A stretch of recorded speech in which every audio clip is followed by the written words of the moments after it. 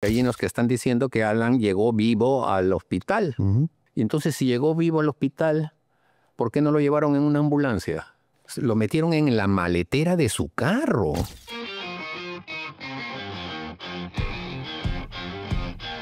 Amigos, bienvenidos a una nueva edición de nuestro podcast de entrevistas El Espejo.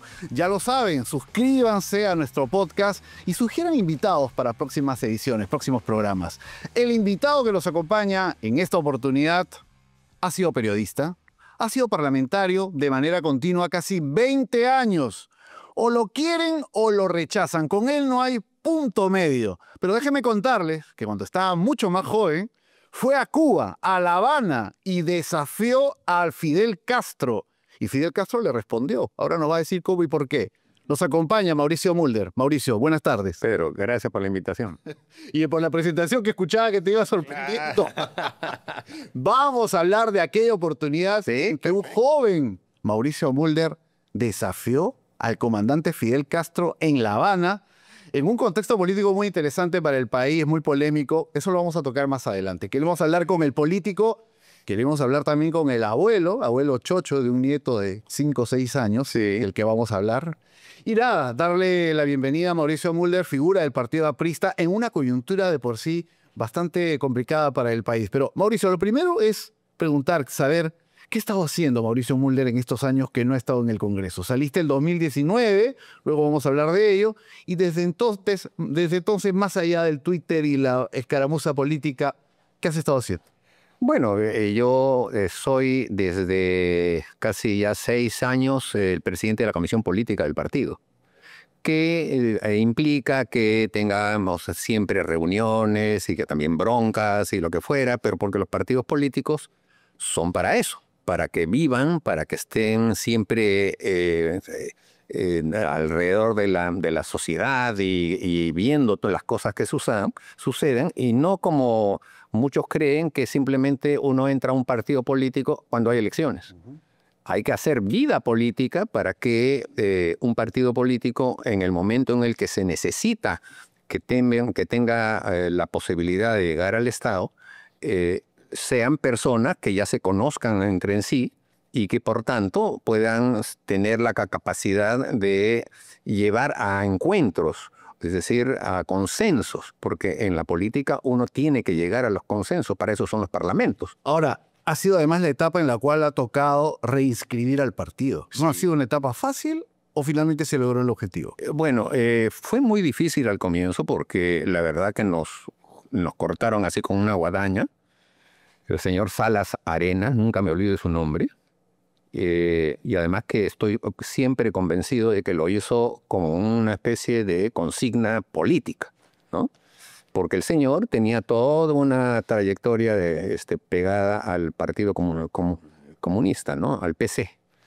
Bueno, eso ya lo veremos en otro momento, pero los partidos políticos, decía yo, si no tienen vida interna, entonces, ¿para qué están? O sea, para juntarse cada 5 años. Ah, hola, ¿qué tal? Ah, mira, tú eras a esto, que no sé cuánto. ¿Y qué? Y así van a hacer, por ejemplo, un parlamento, así van a hacer una ley, así van a encontrar encuentros. No, eso es lo que hay que hacer. Y el partido siempre está abierto y está ahí con sus jóvenes, con sus brigadas y con todos los que tienen el partido abierto, ¿no? Ahora, en estos años, sobre todo después del 2019, cuando cierran el Congreso en el que eras parlamentario, ¿has estado dedicado 100% al partido o has estado ejerciendo tu trabajo como abogado? ¿O en qué ha estado Mauricio Mulder?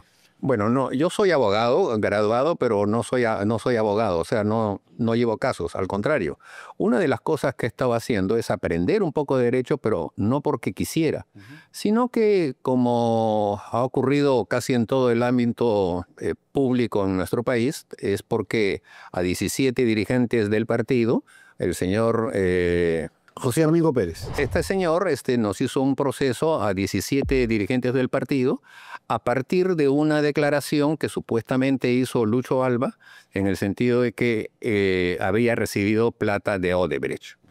Y claro, a ellos se les ocurrió una fórmula infalible, ¿no? Ah, un aprista dice que ha recibido plata. Ah, ya, metan a todos los apristas porque ellos son una manada o algo así. Porque no tienen ningún tipo de indicio O sea, para apoderar a otros. A todos los dirigentes los quiere cesar. Métanlos a todos. Y no solamente dirigentes, a varios que no eran dirigentes tampoco. Y entonces nos tienen en eso y la mitad de mi tiempo me la paso justamente y cómo va este caso y cómo va este otro caso, que no sé cuánto, porque se han dedicado, el Ministerio Público en realidad es un partido político que está manejado para hostigar a los enemigos que ellos mismos han establecido. Y entre nosotros, yo creo que nos tienen odio, nos tienen no sé qué, pero la verdad es que a nosotros nos persiguen como nos persiguieran antes también. Pero nosotros somos vaquianos para eso, así que ahora estamos enfrentando a la cosa. En medio de responder, encarar estos procedimientos, estas investigaciones, porque todavía no hay una acusación formal, y levantar al partido, estamos en una coyuntura en la cual los ciudadanos ven hoy la política como una actividad hasta cierto punto repulsiva, lo que es lamentable para un país como el Perú, que requiere cada vez mejores partidos y mejores políticos. ¿Cómo entender lo que está ocurriendo hoy, por ejemplo, en el Congreso? No digo ya el Ejecutivo, el Gobierno, sino el Congreso, que se supone representa a los ciudadanos, recoge el clamor de las regiones, permite que el parlamentario vaya y se reúna con la gente. ¿Por qué es tan resistido? ¿Por qué estamos en la crisis que estamos? Por lo primero que tú has dicho, porque representan a los peruanos. O sea, vamos a ser claros en esto, ¿no? ¿Cuántos premios Nobel tiene el Perú? Premio Nobel 1, Vargas Llosa, literatura. Ya. ¿Y cuántos tiene, por ejemplo, Alemania? Uy, seguramente es una lista muy larga. Bueno, los peruanos tenemos todavía muchas cosas que hacer, pues, ¿no es cierto? Hacia adelante y no las hacemos bien muchas veces. La mayoría de las veces las hacemos mal, por lo menos eso es lo que dice toda la gente. Y una de las cosas que hacemos mal es votar también. ¿Por qué? Porque en nuestro país no existe todavía una docencia de lo que significa la política. ¿Por qué? Porque hemos tenido muchas dictaduras. Lo que más ha habido en el Perú son dictaduras. Y cuando pasamos al campo de las elecciones, los que van allí son personas que han estado o con las dictaduras o creen que las dictaduras son buenas. Porque hay mucha gente que dice aquí lo que necesitas es una mano dura y cosas de esa índole, ¿no? Todo el tiempo, un Pinochet, Perú necesita un Pinochet. ¿No? O un Bukele, ¿no? Etcétera. Y entonces, como tenemos ese tipo de ideas, que son las que siempre han estado flotando en los últimos años y décadas en nuestro país, se considera que una persona que habla bien, que una persona que más o menos dice algunos conceptos interesantes, etcétera, ese es floro. Eso es floro, te dicen, ¿no es cierto? Entonces, hay desconfianza. Y es bien difícil que desde el campo estrictamente democrático podamos revertir eso. ¿Por qué? Porque, por ejemplo, los que están en el Congreso, yo no daría un centavo por cada ninguno de ellos, ¿no es cierto? Porque vienen a un ámbito que no saben la idea de lo que tienen. Por ningún parlamentario de este Congreso. Bueno, siempre hay algunas excepciones, ¿no? Pero, digamos, el grueso han llegado para ver cómo se levantan lo que pueden, porque saben que no van a volver a ser reelegidos. Y en cambio, una persona que tiene cierta cultura, cierta capacidad, etcétera, es un poco, no, hay una desconfianza, ¿no? Porque habla y dice cosas y además tiene ambiciones. Entonces, esas cosas existen y tenemos que superarlas. Pero Mauricio, da la impresión que le cargas la mano al elector por no saber votar y no tanto a los partidos o a los, no iba a decir líderes, pero en realidad a los caciques que arman una lista de la noche a la mañana y presentan esa oferta electoral. Es verdad, es verdad. Y es verdad también que yo estoy cargando un poco ahí. ¿Por qué? Porque también hay que ser en esto, o sea, lo que voy a decir es quizá no es correcto decirlo. No es políticamente correcto. No es políticamente correcto. Pero, ¿dónde están todos los que votaron, por ejemplo, por la señora Boluarte? ¿Por qué no levantan la mano? Porque algo tiene que haber tenido, si no, no hubiese estado en segunda vuelta, ¿no? Y esto es, si es que todavía no se ha determinado si hubo un fraude. Pero, ¿y dónde están esas personas? Pues no están. No, que no es posible, que no sé cuándo. ¿Y por qué votaron de esa manera? El voto es secreto. Pueden haber hecho lo que quisieran, pero terminan votando mal. ¿Y por qué se conoce que en el Perú la gente toma su decisión en la cola de la votación. O la última semana o en la cola. Bueno, a esas personas hay que decirlo, oiga, es un irresponsable. O sea, recién va a decidir, entonces, y después no se queje. Eso es esa es la realidad. Pero, ¿cómo lo cambiamos? Bueno, hay algunas fórmulas, ¿no? Yo, por ejemplo, creo, y además lo planteé en una oportunidad, pero todos se metieron encima, que el voto sea voluntario. O sea, a ver, en el sistema democrático, viendo el caso de Europa, porque Europa ellos son los que inventaron el sistema democrático, ¿no es cierto? Bueno, los griegos, ellos lo inventaron, ¿no es cierto? No nosotros. Ya, en ningún país de Europa es obligatorio ir a votar. En ninguno. Va el que quiere. Y los que no van, saben que, bueno, no quieren ir, no van porque no les da la gana, y punto. Se toma la decisión con los que van. Nadie se escandaliza por eso. En cambio acá, cuando yo dije eso, hay que hacer esto para que tenga más calidad. ¿Qué te dijeron? Voto. Me dijeron, no, eso va a van a perder legitimidad, eso no va a poder ser. ¿Y cómo? ¿Y ahora no pierden legitimidad también? ¿Con voto obligatorio y todo? Igual, no pasa nada, y sigue ahí. Y entonces, no digo que sea la panacea cambiarlo, pero es uno de los elementos que justamente hay que tener en cuenta, que la política, desafortunadamente, es también una fórmula casi de élite en donde las personas que toman decisiones deben saber un poco más que la mayoría de las personas que no tienen la necesidad de saber los detalles de las cosas, ¿no? Una reforma que creo que ha precipitado esta crisis que hoy padecemos en el Parlamento, no es la única, pero que sin duda tuvo que ver, y es la eliminación de la reelección congresal. Un tema que el entonces presidente Vizcarra presentó como caballito de batalla, era un tema popularmente fácil de vender. Váyanse todos. Mucha gente se lo compró, cuando en realidad a lo más se reelegía el 20% de los que iban a la reelección. No el 20% de todo el Congreso, había mucha gente que no iba a la reelección. El 20%, 2 de cada 10 que buscaban la reelección eran reelectos. Es decir, el Congreso peruano no era pues una granja de parlamentarios que vivían de la política por décadas. Aunque es importante, como se ha visto, contar con aquellas personas que, teniendo el voto popular, se ganan el escaño gestión tras gestión. Eso se ha perdido, eso va a regresar. Este Congreso ya aprobó que va a volver la reelección. Así es. Pero, ¿qué más le ha faltado a este Congreso? Porque este Congreso es tan malo. La gente que nos está viendo, Mauricio, dirá, el propio Mauricio Müller acaba de decir que él no tiene la solución, él no tiene la panacea, pero ¿qué nos ha llevado a la circunstancia en que estamos hoy? ¿Qué más ha fallado? Ya a nivel de partidos.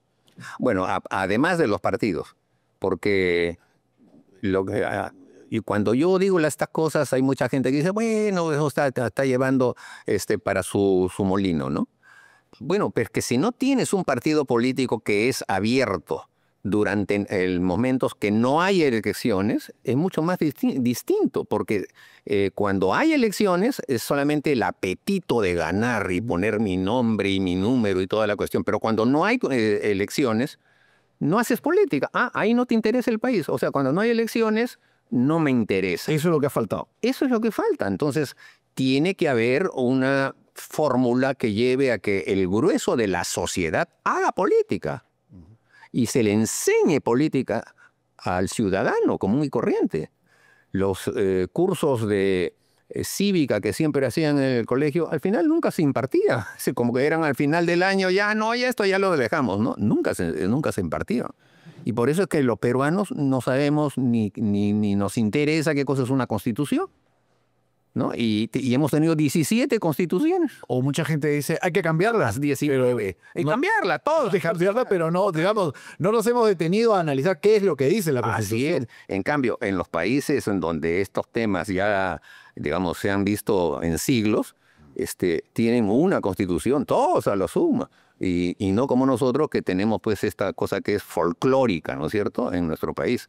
Y sucede con otros países de América Latina también. O sea, en América Latina no hemos logrado todavía cuajar clases políticas que sean dirigentes de la sociedad. ¿Qué crees que está haciendo bien el APRA ahora? ¿Por qué la gente que nos está viendo que anteriormente pudo o no haber votado por el APRA. Hay mucha gente joven que se acerca a estos podcasts, a estos formatos. ¿Por qué creer en el APRA? Bueno, yo estoy notando que hay mucha gente frente a la política se dan cuenta que con todos los defectos que nosotros podríamos tener, no somos como ahora son los políticos. Se dan cuenta que se necesitan políticos que tengan ideología, políticos que tengan trayectoria, políticos que sean consigo mismos sinceros para defender sus puntos de vista y no por pose, sino porque realmente los creen, que tienen una ideología que ofrecerle a la población y tienen al mismo tiempo una ideología que sirva, ¿no?, como un instrumento de cambio y de democracia. Eso es lo que creo yo que está pasando. Y además uno lo ve en la calle, ¿no? Yo recuerdo cuando tú has mencionado justamente cuando acaban de cerrar, Vizcarra cerró el 2019.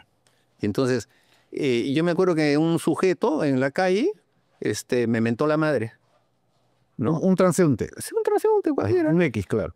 Y claro, yo nunca me quedo callado, pues entonces me acerqué y le menté la madre y toda la cuestión. Pero era el ambiente. Y yo recuerdo que ese mismo ambiente también ocurrió cuando terminó el primer gobierno de Alan. Claro. Yo me acuerdo que subí un taxi y me mentaron la madre también. Bueno, No me digas que el taxista, no. no, el mismo taxista no quiso subir, él no quiso que yo subiera. Ah, te reconoció. Me reconoció porque yo salí ya en la televisión, salía pues a defender a Alan y todo, y el primer En el gobierno. año 90, 89, 90, Mauricio Mulder era el rostro de Canal 7. Así es, ¿te acuerdas? Y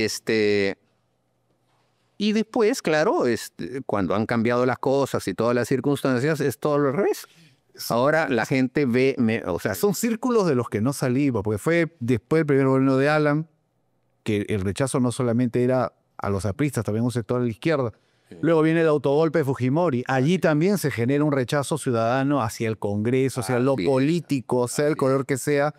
Y creo, no sé cómo lo percibes tú, que también recorres la calle, en este momento, cuando yo converso con personas, cuando voy al mercado, cuando estoy aquí, el taxista, hay mucha molestia. sí, Hay mucho hígado, por decirlo de una manera, pero yo comprendo, porque no es simplemente decir no me gusta el Congreso, lo argumentan, me dicen por qué. Muchas de las cosas que me dicen son irreproducibles, pero ya no las podemos imaginar. Y por eso me preocupa qué va a pasar en la elección que tenemos el 2026, porque no se trata simplemente de cambiar todo por cambiar. Tiene que haber cierta base. sí, por supuesto, pero con 50 partidos la cosa está peor todavía. Yo creo que nunca se ha dado una circunstancia como esa en nuestro país. ¿Qué cosa va a salir de 50 candidatos? Y además cada uno de ellos con sus ambiciones y sus cosas. Y eso va a ser una cosa terrible. Y creo que todo eso también es consecuencia ya no de los partidos políticos, sino de las instituciones que hay en el Perú. Yo creo que, por ejemplo, hay una exageración enorme de muchas entidades del Estado que creen que todos los temas se tienen que resolver a través de una entidad estatal. Que yo eso lo he escuchado a varios políticos decir que si es que hay un problema tiene que haber una parte del Estado que lo tiene que resolver. No necesariamente, ¿eh? Porque cuando se mete el Estado, se mete con todos sus problemas, con sus taras y sobre todo con su corrupción. Y lo estamos viendo ahora, por ejemplo, que hemos tenido en los últimos 5 años un choque de todos los poderes del Estado, ¿no? O sea, Hasta hoy. hasta hoy. El Ministerio Público peleándose contra el Jurado Nacional de Elecciones, el jurado con el otro, con la OMPE, todos se matan entre ellos. Y eso es porque están defendiendo su escritorio, pues, ¿no? Están defendiendo su platita, su sueldo, etcétera. Y no están haciendo lo que le corresponde, que es justamente que el Estado peruano sirva hacia los más pobres. Pero ¿a quién rescatarías de este Congreso? No digo que digas a todos, sino uno o dos. No me hagas decir nombre porque o me voy a olvidar o me voy a equivocar. Y son demasiados. Pero sí creo que hay gente que hace lo que puede, decir sus cosas, pero no logran que eso, digamos, se convierta en una tendencia, ¿no?, para ellos. El Poder Ejecutivo, además, también es un grupo de personas que lo que están haciendo es llegar, ya tengo mi escritor, y vengan acá, la secretaria, ya llama a fulanito porque le vamos a dar chamba y no sé cuánto. A eso se están dedicando. Porque si se estuvieran dedicando a lo que es su tarea, bueno, veríamos por lo menos algunas cosas, porque no se dio nada, ¿no? Y ahora la señora Boluarte, que es el epítome de eso, digamos, el ejemplo de eso, es que para ella más importante es ir hasta el Vaticano solamente para darle la mano al Papa. Y no, que es peruano, que no sé cuánto. O sea, hay gente, por favor, sí, es verdad, todo eso está muy bien y aplausos y todo por eso. Pero no les interesa. Están simplemente en el plan de gozar el Estado y reventarlo con todo, porque saben que igual después van a haber seguramente procesos, etcétera, etcétera, y entonces están haciendo plata para tener abogados y que lo pueda sacar de los problemas que tengo. Eso es lo que está pasando. ¿Y el Congreso, que dice ser opositor en mayoría, aplaudes? ¿Da el permiso? Sí, claro que aplaude. O sea, en el fondo aplaude porque solamente ellos son los que acompañan nada más al elenco, ¿no es cierto? Y desafortunadamente eso no va a mejorar porque, como te digo, si antes creo que habían sido algo así como 31 partidos, ahora hay 50, eso es imposible. Ahora, la pregunta va por ese lado. El APRA es uno de esos 50 en la célula de votación. ¿Van a buscar alianzas? Bueno, no vamos a buscar alianza, pero si es que se tiene que dar la circunstancia ya veremos, pero no creo que se vaya a dar. Porque en el Perú, desafortunadamente, cada vez que han habido alianzas de partidos políticos, los que no entran en las alianzas empiezan a decir contubernio, ¿no? Y entonces ya nos pasó a nosotros. Cuando hicimos el pacto con el Partido Popular Cristiano. El 2016, con Alan como candidato. Alan como candidato, después de haber hecho el mejor gobierno de toda la historia del Perú, porque eso es lo que yo digo, el mejor gobierno de toda la historia del Perú, de Alan García, el segundo gobierno, ¿no? Perdimos las elecciones, quedamos terceros. Sacamos 7%. Quinto, pues sí, pues final. Bueno, al final, tercer y quinto no está bien la segunda vuelta. Es un golpe, sin duda, para un partido.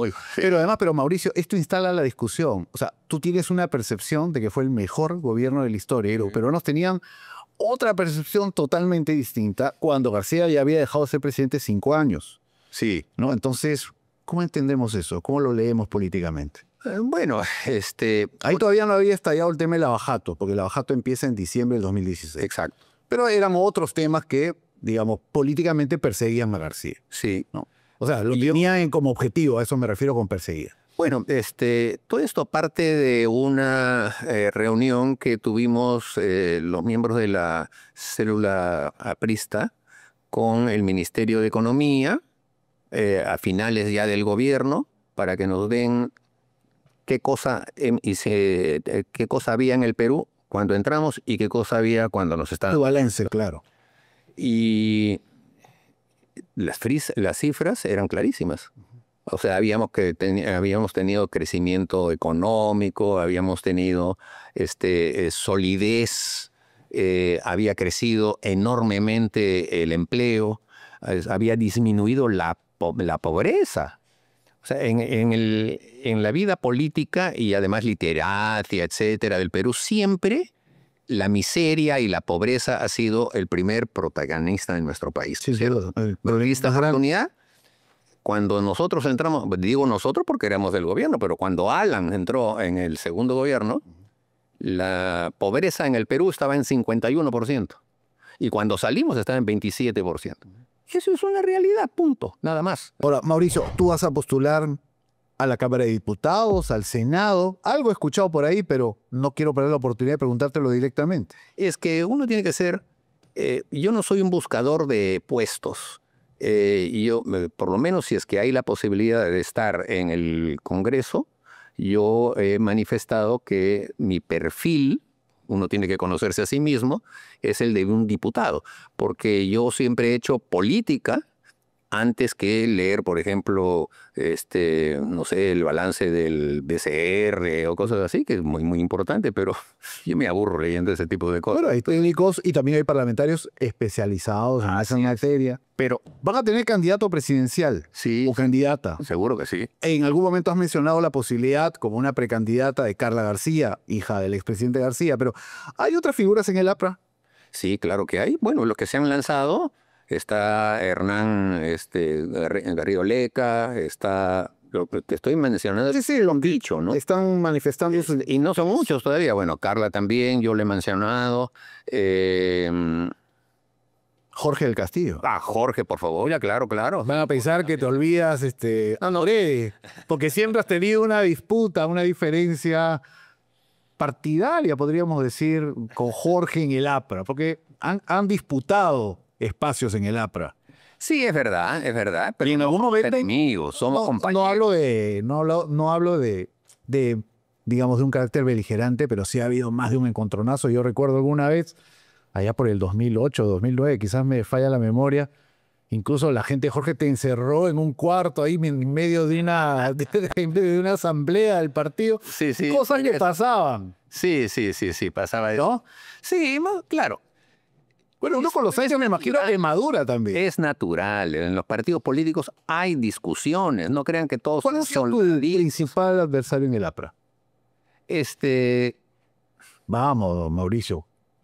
No, estoy leyendo toda la lista porque es bastante larga. Jorge del Castillo es uno de ellos, los más empoderados. No vamos a decir las cosas mejor de esta manera. Si yo no hubiese tenido,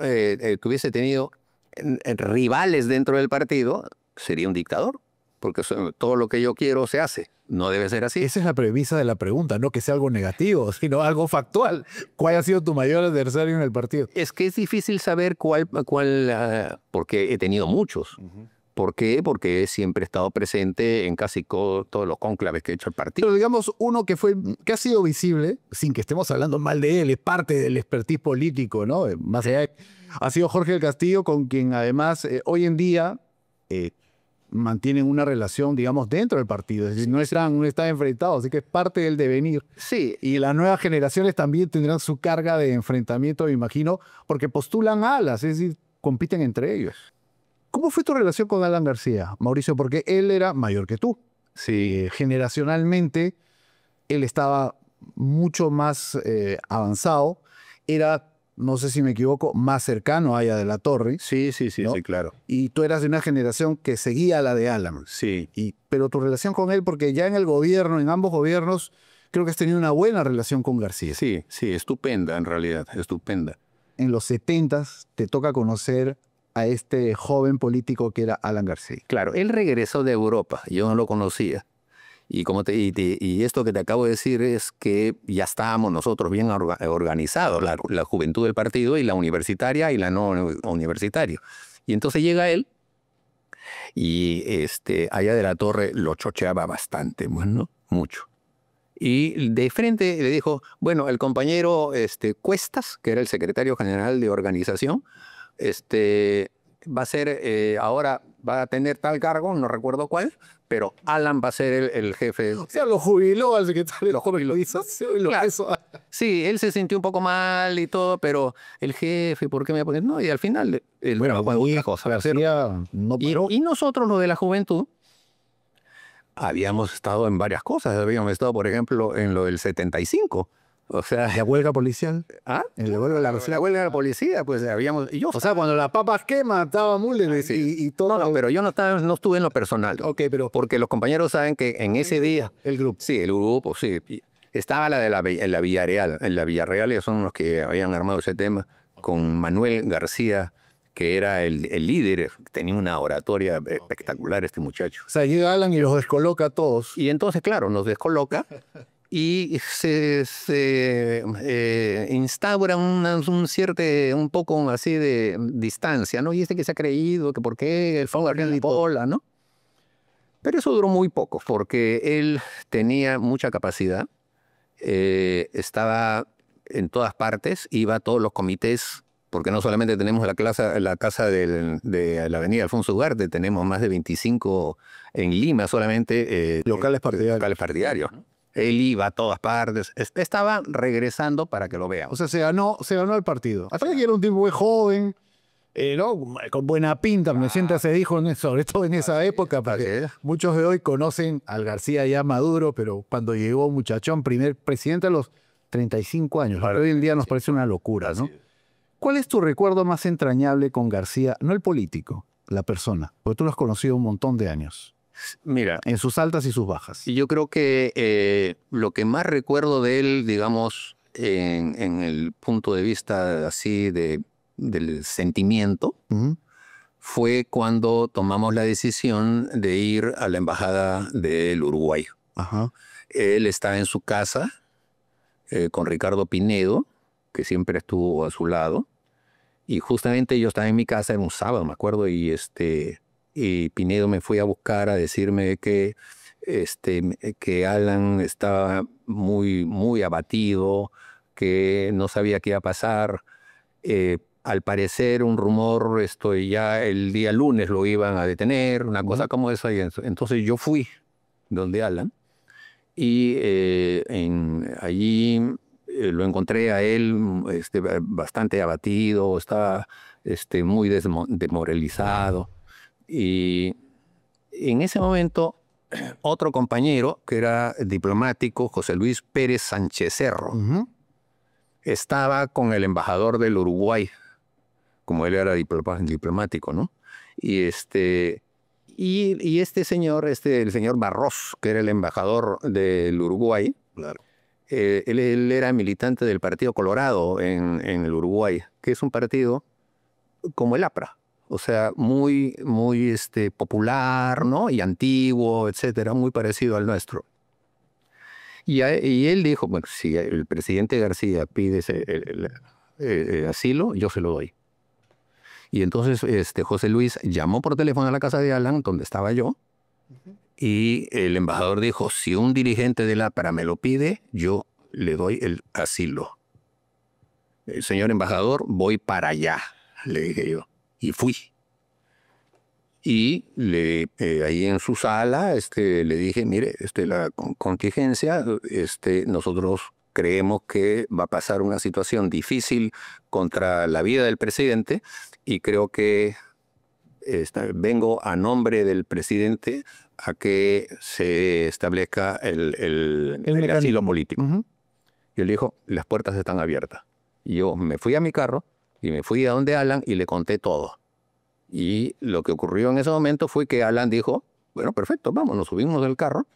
Y cuando estábamos saliendo de su casa, un carro entró por acá y se puso bien pegado. Uy, dijimos, ya está la policía. Y porque Alan decía, ahí están, ahí están. Como que lo estaba cerrando. Porque lo estaba cerrando. Pero y se fue para otro lado. O sea, era una señora, ¿ya? O sea, estaba usted... Estábamos así. Muy tensos, por eso y estamos cerrando. Y Alan tenía una pistola en la mano. Sí. Y llegamos a la embajada. El embajador abrió la puerta automática y le dijo al presidente, señor presidente, bienvenido al Uruguay.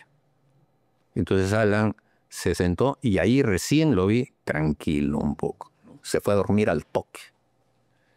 Y yo creo que cuando hablamos ahí con él, incluso yo subí a la habitación y todo, vimos y todo, y después bajamos un rato, nos invitó a un trago. Recuerdo que él es porque vive todavía el embajador, hincha de Peñarol, que había un librazo así del Peñarol ahí. Y nosotros estábamos tranquilos, ¿no? Pero después cuando vimos que las hordas encabezadas por el señor Gino Costa, por Vizcarra, el gobierno y toda la cuestión hicieron, o sea, la vergüenza de que incluso querían meterse a la embajada y todo eso, bueno, lo vi también abatido, pero él en ese momento aguantaba. Cuando ya dijeron que no le iban a dar el asilo, o sea, cuando los uruguayos... digamos, ya no pueden decir de que tienen digamos, antes se decía que los uruguayos eran los que guardaban el derecho en América Latina, porque nunca tenían golpes, una vez nomás lo tuvieron, etcétera, pero que siempre eran los defensores de la Constitución, etcétera, etcétera. Bueno, ocurrió que no, en el caso de Alan, el presidente, ahí sí se me está yendo el nombre, el presidente del Uruguay, que también se murió, ¿cómo se llamaba? Ahorita me voy a acordar. Bueno, él dijo, no le vamos a dar. Primera vez que el Uruguay había actuado de una manera como esa. Entonces, dieron todas las señales de que sí y al final recularon. Dejaron recular. Digamos, ya se conoce. Pero en ese momento, antes de ello, viste un García muy abatido y luego de que Uruguay dijera no va el asilo, me imagino que ocurrió también lo mismo, lo viste bastante golpeado. Sí, sí, la verdad que sí, pero sabía que, bueno, se estaba preparando para la posibilidad de que lo vayan a detener. No lo hicieron en ese momento, se chuparon, a Dios gracias, y pasaron todavía algunos días hasta que ocurrió ya que fue el pistoletazo. Con el pistoletazo ya las cosas cambiaron y evidentemente para todos nosotros eso significó pues un golpe muy duro, ¿no? Recuerdo muy bien el momento en que ocurre el suicidio del expresidente García. Estábamos haciendo la transmisión aquí en el matinal, yo trabajaba esa mañana también, estábamos en la conducción del noticiero, con la noticia de que acababa de ocurrir un incidente todavía extraño, ¿no? En la casa del expresidente y lo había trasladado a Casimiro Ulloa, al hospital de emergencias. Y recuerdo muy bien que tú fuiste la persona que comunicaste al país ya el deceso de García, luego de algunas horas, cuando incluso ya se especulaba, pero sin duda todos aguardábamos la información de la familia, porque así es importante también respetar el dolor de la familia, más allá del cuestionamiento, las observaciones políticas que se puedan tener sobre cualquier personaje. Pero ahí también creo que hay un momento difícil que es cuando, no sé si es allí o luego tú nos lo dirás, llega la mamá de Alan García, porque la señora Anita Pérez estaba viva, ¿no? Y bastante mayor, ¿no? Y me imagino que estar en ese momento con ella tiene que haber sido también un momento en lo personal muy complicado. Sí, sí, de verdad que sí. No te quise interrumpir hace un instante porque el 15 de abril, tuiteaste, el 15 de abril, Tabaré Vázquez está quemándose en el infierno. Ahí está. ¿Cómo puede haber hecho eso? El presidente que no le dio el asilo a García. Sí, bueno, sí. Volvamos al tema de la señora Anita, perdón. Y bueno, entonces lo que ocurrió en ese momento fue algo que hasta ahora nadie puede decirlo, porque no se ha querido hacer una investigación. Y eso es una de las cosas que yo voy a pedir que se haga en su momento. O sea, ¿cómo es posible que hayan entrado 17 policías a la casa de Alan ese día? Y había una cámara del tamaño de un puño, o sea, de esas de juguete. ¿Qué utilizan los policías para ir grabando? O las cadenas, ¿no? Una sola cámara y muda, porque no había audio, sin audio, ¿no es cierto? Como dices, ¿no? Hay muchos temas ahí por aclarar que rodean el momento en el cual García toma la determinación, mejor dicho, no toma la determinación, actúa, se dispara. Así es. Pero una determinación que había tomado días atrás, ¿no? Sí. Y la carta, digamos, que también lo atestigua, ¿no? Ya. Sí, todo eso, digamos, pero ¿estamos seguros realmente de que él se mató? No sabemos, ¿no? Porque nadie lo ha visto.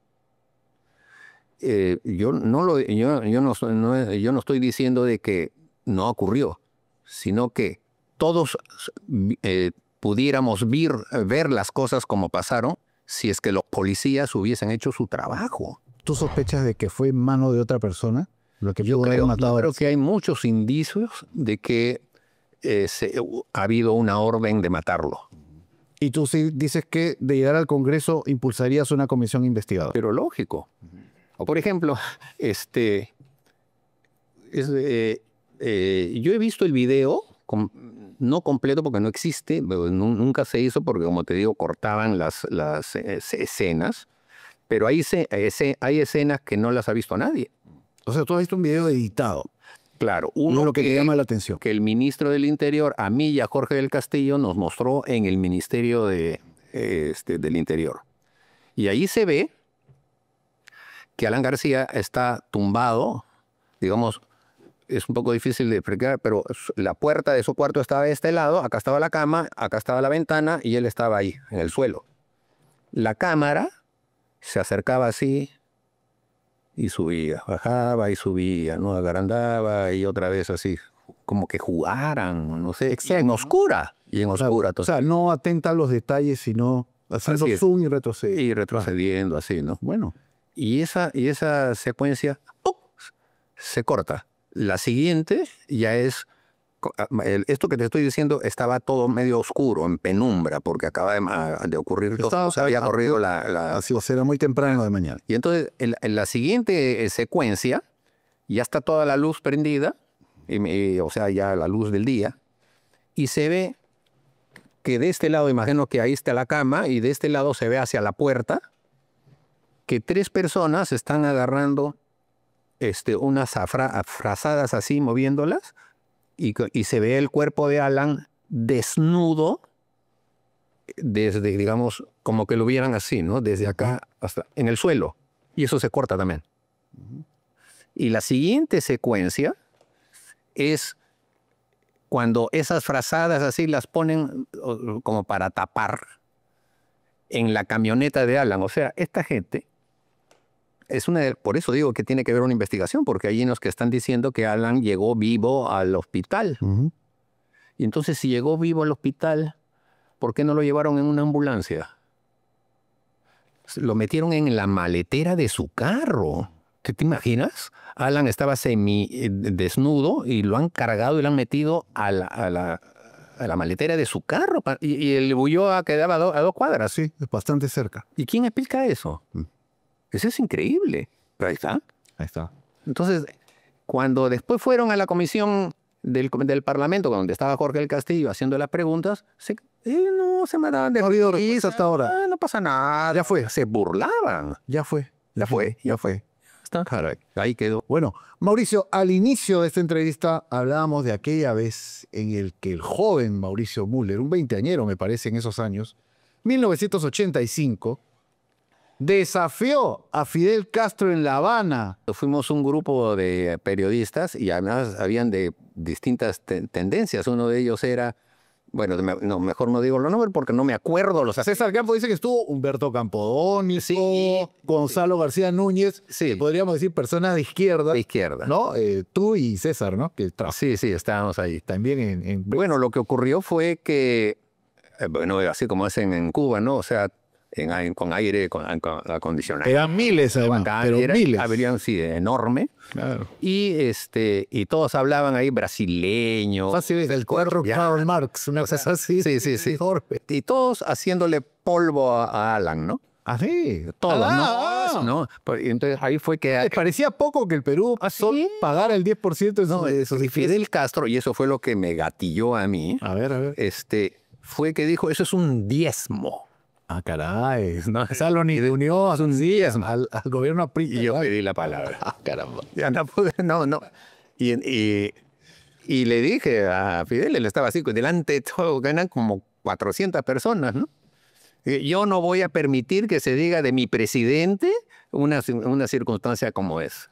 Nosotros tenemos un problema, que también lo tienen todos los demás países de América Latina, pero por lo menos estamos haciendo algo, pues, o sea, ya, pues vamos a decir que soberanamente el 10%. Bueno, defendiendo el punto de vista que todos son... Tú tenías 29 años.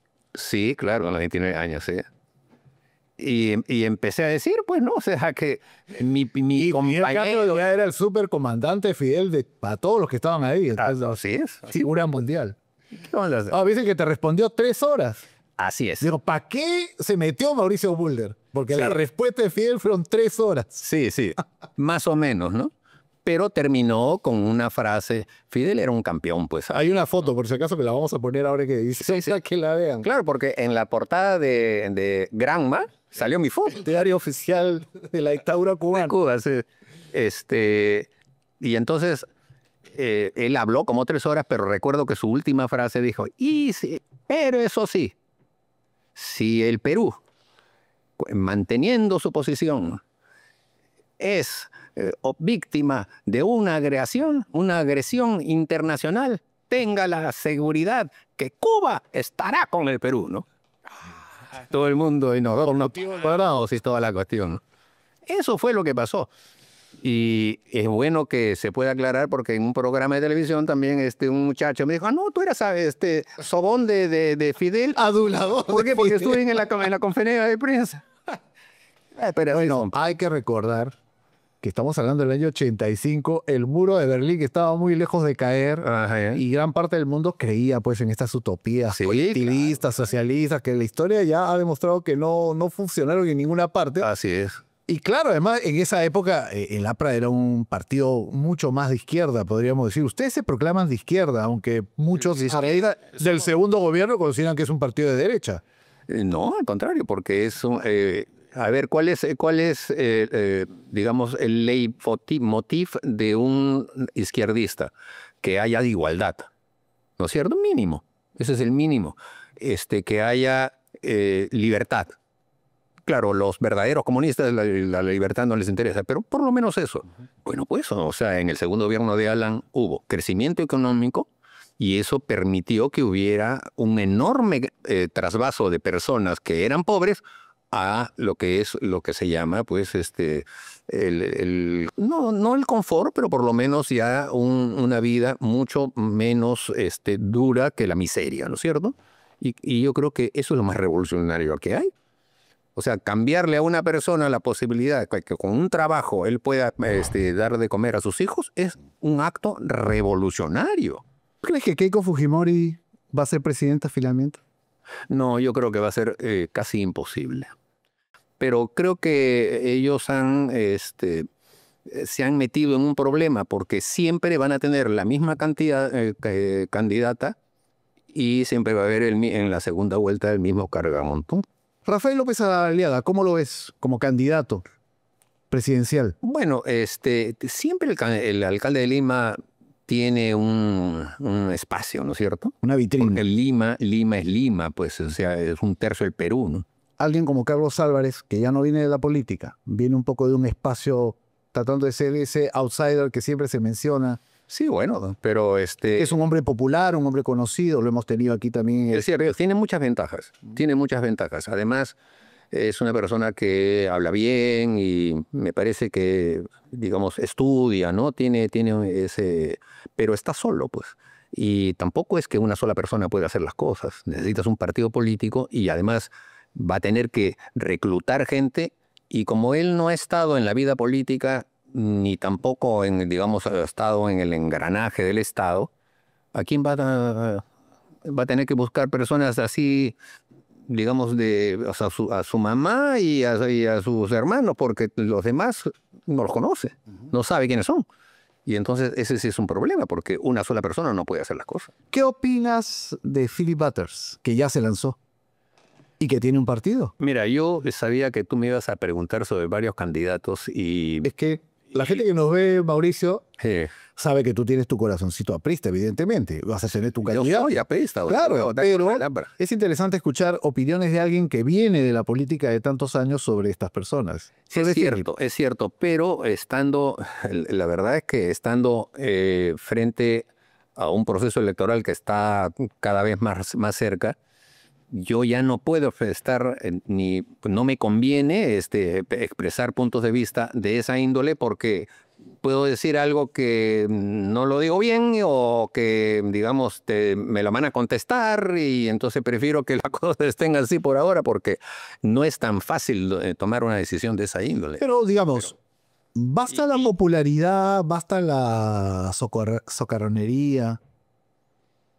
¿Qué le falta en todo caso? A ver, habla el político Mulder. A ver, en el Perú hemos visto de todo, ¿no es cierto? Mira, Pedro Castillo. Yo me acuerdo la primera vez que vi un caso de fue el de Picaflor de los Andes.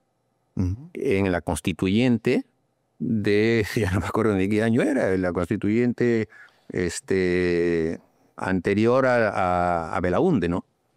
Allí entraron hombres que estaban en lo marginal de la vida política y empezaron a ver los casos como que después se sucedió el de Susi Díaz y de los que estaban los los que estaban fuera, ¿no? ¿Cómo le llamaban? Los outsiders. Los outsiders, ¿no? El candidato del APRA, ¿debe ser de tu promoción, Mauricio, o alguien más joven? Yo creo que hay jóvenes que tienen casi la experiencia que tenemos los mayores. Y si tienen la solidez y sobre todo el apego al amor y a la política, creo que no hay que mirar las cosas desde cuándo naciste, sino qué vas a hacer. Que esa es la pregunta que se le tiene que hacer a un político.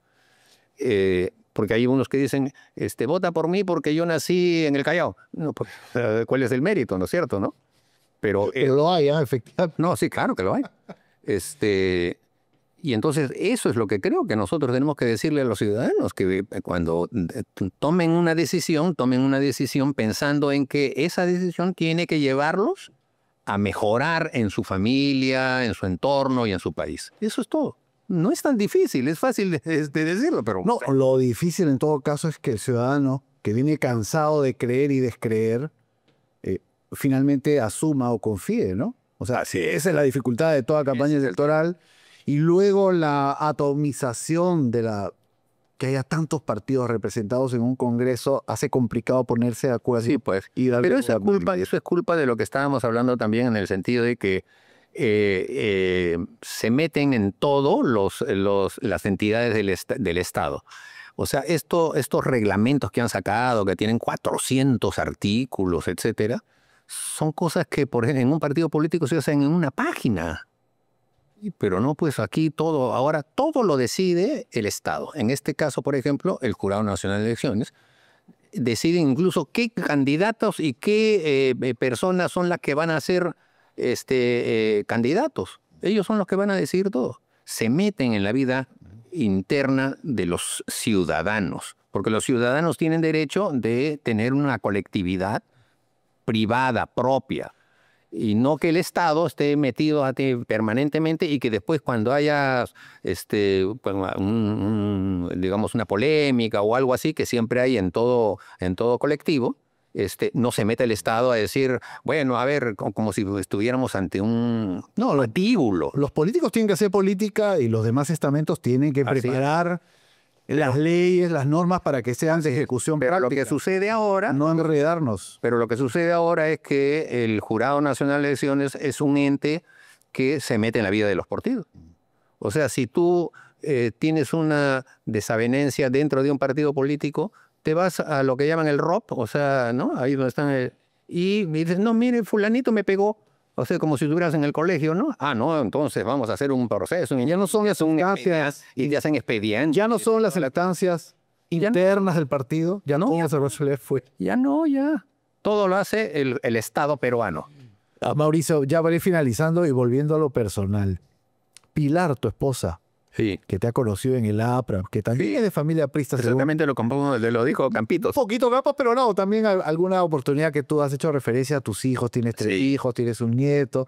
Pero yo digo, Pilar, tu esposa, nunca te ha dicho, Mauricio, ya suficiente. Sí, claro que ya, sí. Dile ya a la política, dedícate a otra cosa, o te reclama la familia también. Sí, todo eso me ha dicho. Y tiene toda la razón, porque la política absorbe mucho, ¿no? Absorbe mucho. Pero yo he procurado siempre estar en la casa, todo lo que podía, y tenemos ya 50 y tantos años también de casados, Oh. y seguimos para adelante. Tenemos 3 hijos, ya son mayores, y mi nieto, pues es como te dije hace un rato, ¿no? Sí, porque te preguntaba, porque me había dicho que eres un abuelo muy chocho. Así que es, te encanta hablar de tu nieto. Luciano, me parece. Luciano. 6 años, 5 años. Va a cumplir 6. Ya. Va a cumplir 6. Ya tiene 5. practica los discursos del abuelo, ya. Poco a poco, pero sí, pero Sí, que tiene acá, tiene para adelante, ¿ah? ¿Ah, sí? Sí, claro. Va a ser tu heredero, entonces. Claro que sí. ¿Puedes mostrar esa sortija que has traído, que tienes en la mano? No, yo quería que la muestres. A ver si podemos verla, señor director. Puede hacer ahí un pequeño zoom. Mire usted la sortija Mauricio Mulder. Como para que no pase desapercibido. ¿Cuántos años tienes esta sortija? Porque se ve que es... Está vieja, ¿no? No, que fácil era de por aquí, ya terminaba en el Bellique. Sí, claro. No, siempre fue acá. Ah, ok. Siempre fue acá. Y eso también por un tema aprista, porque el que usaba su sortija que decía LAS en este dedo era Luis Alberto Sánchez. Y tenía una cara así grandota, la tenía, ¿no? Y un día le pregunté, ¿no? Y me dijo, esto es, pero no me acuerdo la palabra, es una palabra en otro idioma. ¿Cómo se llama? Chevalier o algo así. Chevalier. Chevalier, ahí está. Es un lo que le llamamos un solitario. Un solitario. Pero en los estamentos más elegantes le llaman un chevalier. Sí, esto tiene muchos años, debe tener por lo menos 30 años. ¿Cuál será tu principal compromiso de campaña, Mauricio? Ya para ir cerrando. Entre tanta oferta, entre tantos candidatos, entre tantos rostros que van a regresar, tu compadre Vitocho volverá por la Lampa y otros más. Buen parlamentario. Bueno, pero por eso van a regresar muchos. ¿Cuál va a ser el sello de Mauricio Mulder? Bueno, habiendo estado 20 años en el Parlamento, no me queda todavía el sabor de que hayamos hecho lo suficiente. Y creo que sí tenemos que entrar hacia una reforma de la Constitución. Y porque esta es una constitución totalmente parchada, que no representa el momento político en el que se hace. Las constituciones se hacen en un momento crucial de una sociedad. Y entonces allí se genera un consenso y ese consenso tira para adelante en los documentos que se hacen.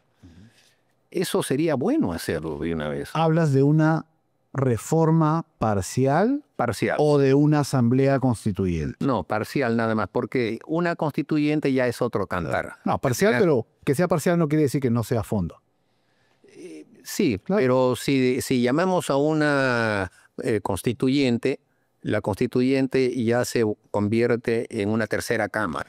No existe la figura constitucional de la Asamblea Constituyente, es decir, siempre surge en medio de una grave crisis política y como parte de un proceso de negociación política, ¿no? Más grande. Exactamente. La Asamblea Constituyente para salir de la grave crisis, por ejemplo, el autogolpe de Fujimori el año 92. Así es. Y porque además teníamos el terrorismo y teníamos un tema de tamaño del Estado, ¿no? Que en ese momento había que reformular como parte del regreso a la democracia, implicó una constitución como el año 78. Los militares se iban y plantearon esa figura, ¿no? Pero ¿por qué lo menciono? Porque mucha gente que nos ve dice, claro, una asamblea constituyente, como decía pues Pedro Castillo, como decía mucha gente, pero no le explican al pueblo cuáles son las herramientas reales que hay para que los cambios se puedan hacer y sean reales, ¿no? Porque la demagogia aguanta todo. El señor Pedro Castillo en su campaña ofrecía ingreso libre a las universidades. Nunca le aumentó el presupuesto a las universidades públicas como para que puedan contratar un profesor más, un salón más. Entonces, claro, de demagogia ya hemos aprendido que el Perú no va a avanzar un solo paso, pero tenemos que cambiar lo que estamos viviendo hoy en día. Lo que la gente en la calle nos dice es que esto tiene que cambiar y por eso preguntaba cuál es tu compromiso en ese sentido, ¿no? Ya para ir cerrando esta parte, creo que es importante que eso quede bastante claro. Sí, por eso te decía que el poder legislativo va a estar ahí y necesitamos que sirva para algo. Y creo que esa circunstancia debe llevarnos a que, en primer lugar, lo hagamos un poco más rápido, más expeditivo, que pueda servir al hombre de pie. Pero esto debe llevarnos a que haya un consenso político para hacer un Estado menos burocratizado como está ahora. Pues es increíble que ya ese concepto que tenían algunas personas de que cualquier problema que hay, una entidad del Estado tiene que estar para resolverlo. No es así, no es así. El Estado debería ser en muchas cosas simplemente el suplente y que la sociedad lleve las cosas de una manera más consensuada, ¿no es cierto?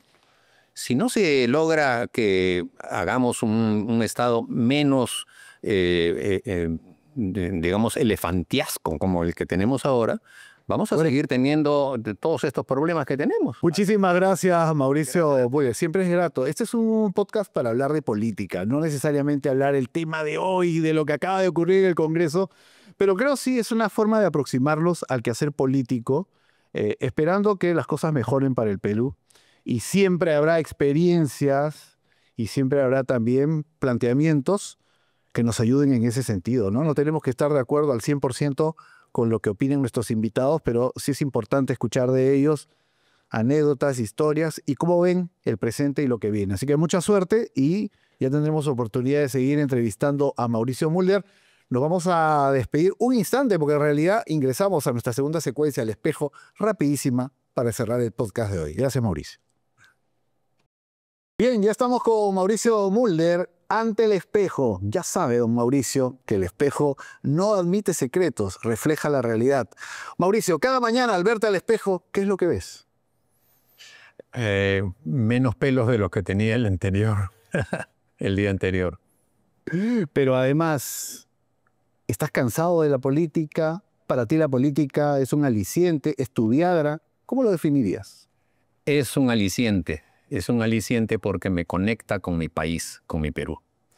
Tienes un nieto de 5 años. Cuando tu nieto te ve y ve el mismo rostro que estamos viendo, ¿qué crees que está viendo? Está viendo a una persona que ha luchado porque en el país en donde él ha nacido sea un país democrático y feliz. Los jóvenes que están viendo este podcast y que te ven ante el espejo, ¿qué deben pensar de ti? Que luchar por el Perú, aunque traiga a veces problemas, es siempre la lucha que todos los peruanos debemos tener. Una lucha que aún nos aguarda un capítulo bastante duro, como el de la próxima campaña electoral. Muchas gracias, Mauricio, por acompañarnos en esta oportunidad en El Espejo. Ya tendremos oportunidad de seguir conversando y calentando la campaña. Gracias.